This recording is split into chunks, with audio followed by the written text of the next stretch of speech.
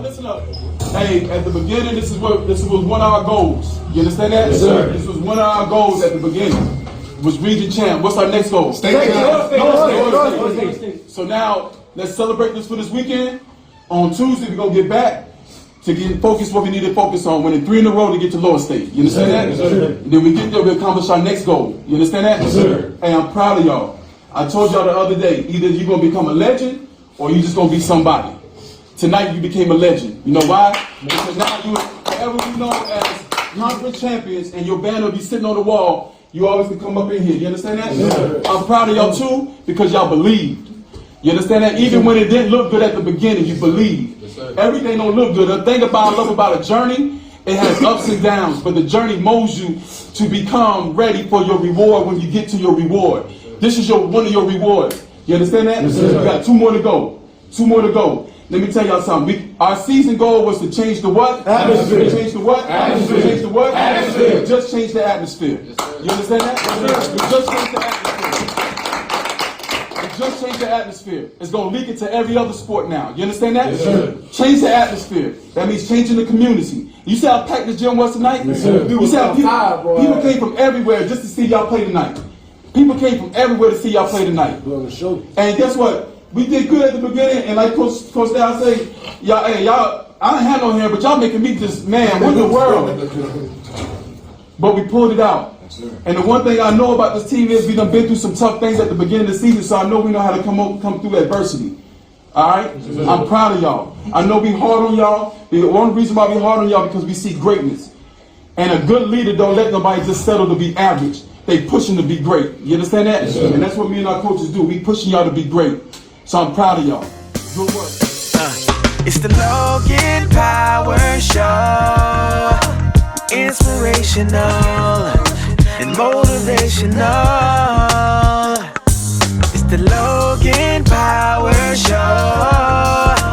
Informational to help you grow.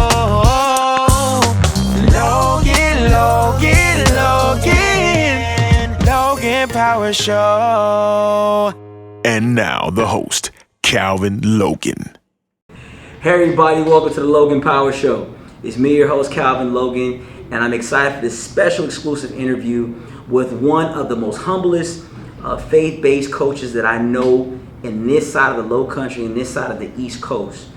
This guy here, he loves helping young men become men, and he's taken his faith and taking what the Lord has given him to be one of the most dynamic coaches across the nation. The one and only Mr. Charles McCray of Bethune Bowman Middle High School varsity. What's going on, Coach? Hey, what's going on, man? I appreciate the introduction, man. I got it. Coach, I talked to your players since August of last year. They told me, say, man, we got a game plan. We're going to go to state. You told me last year, we're going to state.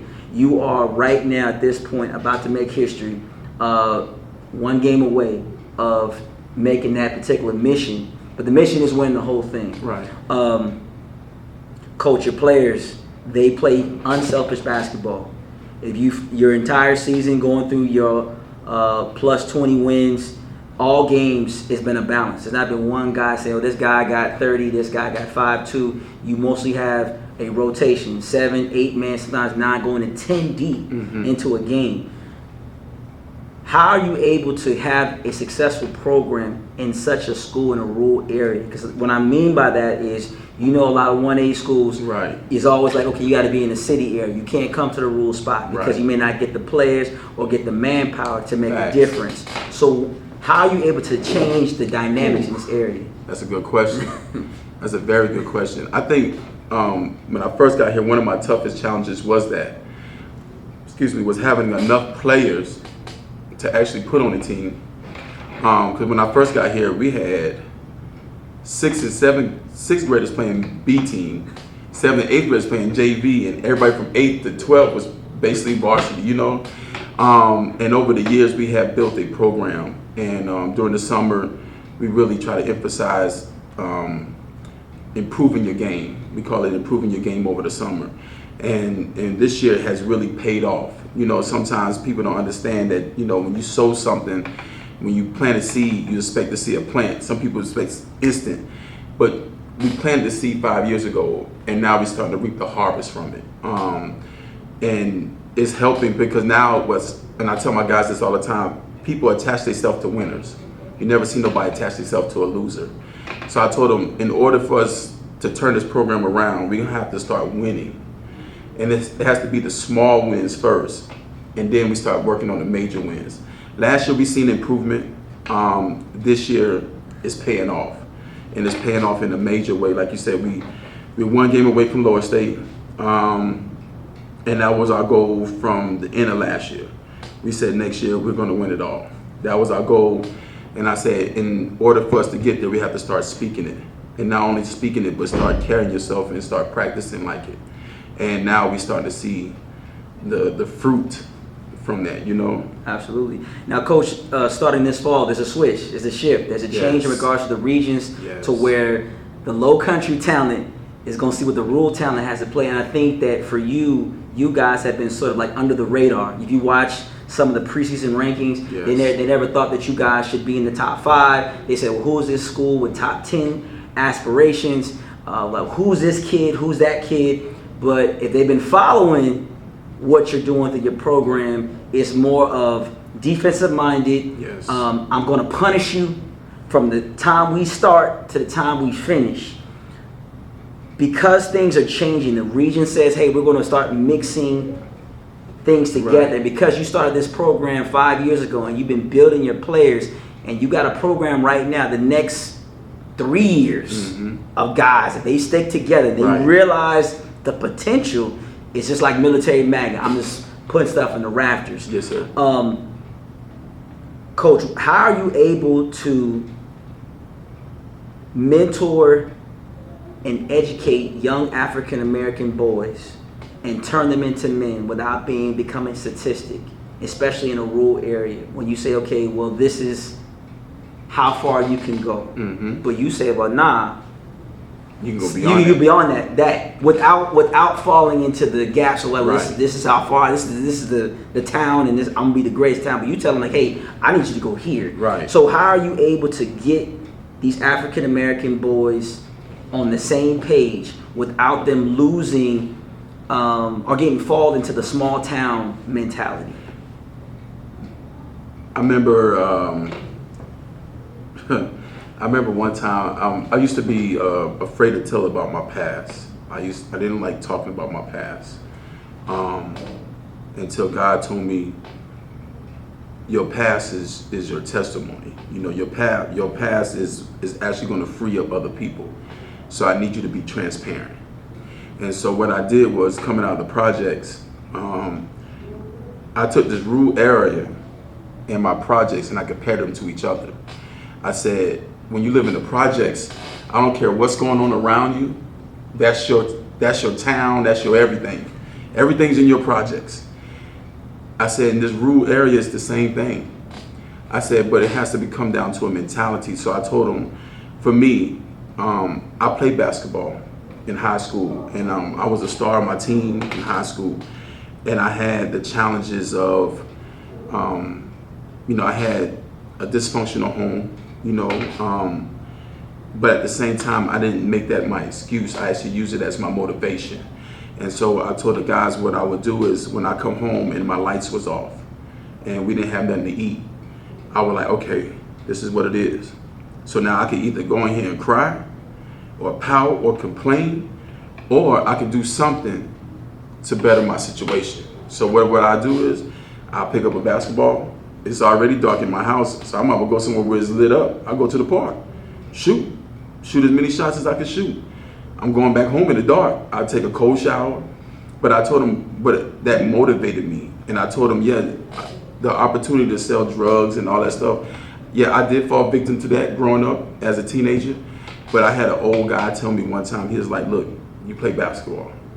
There's no need for you to be out here.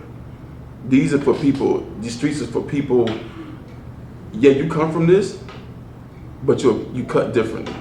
And I told him, I said, from that point, I want y'all to understand, all y'all cut differently. At that time, I was thinking I was different than everybody else, but everybody's cut differently. It's a matter of your mentality. And I tell my guys all the time, I said, I don't want you to get complacent in saying, this is all I got. I said, it's way more bigger than Bowman. I said, it's a lot more world out there than here. I said, don't get caught up in here, but use here to get out there. So in other words, I was telling him, in other words, whatever you got, whatever resources you got, use it. Use it. Don't make no excuses, because excuses just set you back. It holds you back. Excuses is like a crutch. It holds you up. And they're like, oh, I gave somebody an excuse that holds me up. No, get rid of the crutches. Get rid of the training wheels. Get rid of all that stuff and start walking on your own. And I told him, even when you walk, you're going to fall, but you got to dust yourself off and keep moving. And I said, and plenty of times I did to get to where I'm at today. Mm-hmm. But it was all part of God's plan. Mm-hmm. And I told him, God has a plan for your life. It's the reason why we cross paths. It wasn't by coincidence. God already had his plan, because he knew I've been through this and you're going through that road. And if I can help you get off this road to go down another road, that's my job. Because the road that you headed down is called death or jail. You know what I'm saying? And so at the end of the day, I don't want to see none of y'all like that. I want to see all y'all successful in life. And that's my goal, just not as a basketball coach to see you win, but I want to see you win off this court and become proud fathers and husbands and stuff like that, correct? Absolutely, Coach. Now, for you, your collegiate career was cut short. Right. And you talk about your testimony in regards to some of the pitfalls, but it didn't let you stop you. Can you elaborate on what your pitfall was, your collegiate career? Oh, yes. So that some of the audience can understand why you're so dynamic and who you are. In college, I was good. I was good, but I couldn't leave the streets alone. I couldn't leave the money alone. Let me put it like that. The money, it wasn't the fact that I wanted the cars and nothing like that. I still had siblings back home that still was going through the same thing I was going through. So I hustled to pay my mother's light bill to keep lights on, because my sister had a child when she was younger. And then my other sister had a child when she was younger. So I'm trying to keep lights on, food on. And so it did cost me when you had, people inquiring about me and, coach saying, hey, you want a drug dealer, then he's your boy, you know what I'm saying? And for years I blamed him. And then one day I had to look in the mirror and God had to give me a revelation, like, nah, it was you. But God said that was never the path I want you to take anyway. I had wanted you to go through all that because I never wanted you to go to the league. I want you to help these kids. And so I embraced that. And the minute that I embraced that, I watched how God used coaching as my platform to help young men. And I love it. I love coaching because it helps me build a relationship with them. It keeps me young, it keeps me going. And I just love the interaction, man, and watching them grow up. And then when you see players come back and be like, Coach, I'm working here, man, I'm doing this, Coach, I'm about to graduate from college. And I'm like, man, that's amazing. They're like, Coach, I just want to say thank you. Because when you didn't know that night you was talking, that was my situation, so we never know. So now I don't shy away from my past. My past, I'm quick to speak about it because someone at that moment is living the life that I had just lived, as a child growing up, yeah. Absolutely, Coach. Your dynamic's a little different. You get to coach your son. And not only you get to coach your son, you don't treat him like he's your favorite. You treat him like, hey, that's a player on my team, but off the court, you and your son have those father-son dynamics. You know how to switch the hats. And it's a blessing to see there's a father who sets the example in school, but I got my son with me, and your son has that respect level. Hey, that's my father, and my father is my everything. How are you able to have such a humble, dynamic son that does well off the court just as well as on the court? And how are you able to coach him and not say, some of my fathers say favorites, you like, hey, if the scouts in the stands, what I'm saying, this can change my whole family around. And how can I say, well, my son's having a bad night, but I know this scout is here because of him. But my other student It's performing, and my son is not giving me what I want that night. But overall season, dynamic leader on, but he's having a bad night. How are you able to not get caught up in the father moment, go in the coaching moment? Because when I put on the, that's a good question. When I put on the coaching hat, everybody's the same. There's no, that's my son, or this is my favorite player. No, everybody's the same. And in the situations, like you just gave just now, scouting there, and my son is just thinking of the joint or whatever. Hey, right now we don't need you in the game right now. We need these 5 in the game right now, because these 5 players right here is going to get me this win I need. Tonight's not your night. Now, if that scout feels like, hey, you know, he didn't show me nothing, boom, boom, I would have to tell my son, maybe that wasn't meant for you to go there. Got it. Maybe it meant for you to go to this next school, because it was meant for you to go there, you to perform. And if it was meant for you to go there, God will open up a door for you to go there. But at this moment, I got to think what's best for my team. Because if I think selfishly and say, hey, my son, I got to get my son out here and get him looked at, then now I have put my son above the team. Absolutely. And now what message have I sent to my team? Now, not only I have sent a bad message, but I have sent division amongst my team. So now they thinking, oh man, shoot, Coach Son ain't playing right now. Shoot, it is what it is. No, I want every player to understand everybody's gonna be treated the same. There's no favorites. And then when coaching is over, yeah, I gotta take that coach hat off, put dad hat on, and be like, all right, son, this ain't dad, this ain't coach, this dad. Talk to me. What happened tonight? What were you seeing? You know what I'm saying? Yeah. Let me walk you through this process. But was it easy to be to this point? No, I've been coaching my son since he was 5. And at first it was like, oh no, put him in. And I said no, and because one year I had to bench him.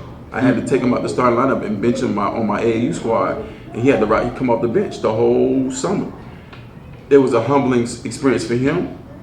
At that moment, it showed him just because my dad's the coach doesn't mean I'm guaranteed this. And it also showed the players, coach is different. Because like you said, most parents who coach their child, hey, come on, I need you to get in the forefront, No, it's not that, because at the end of the day, God called me to do this job, and I got to treat everybody fair, and I got to show everybody love, and that's what I do, you know.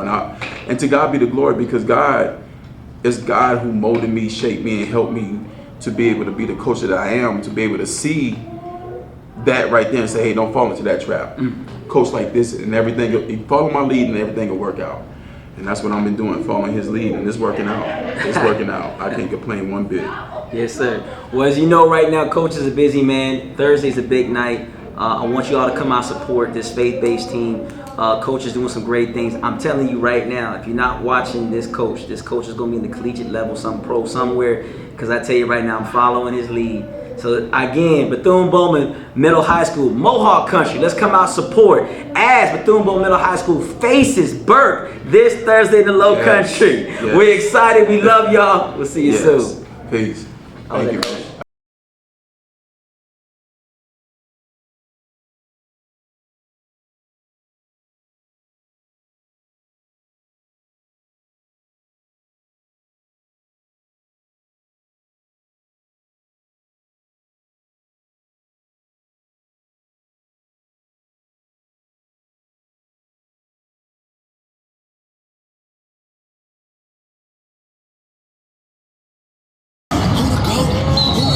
Logan Power Show. Inspirational and motivational. It's the Logan Power Show. Informational to help you grow.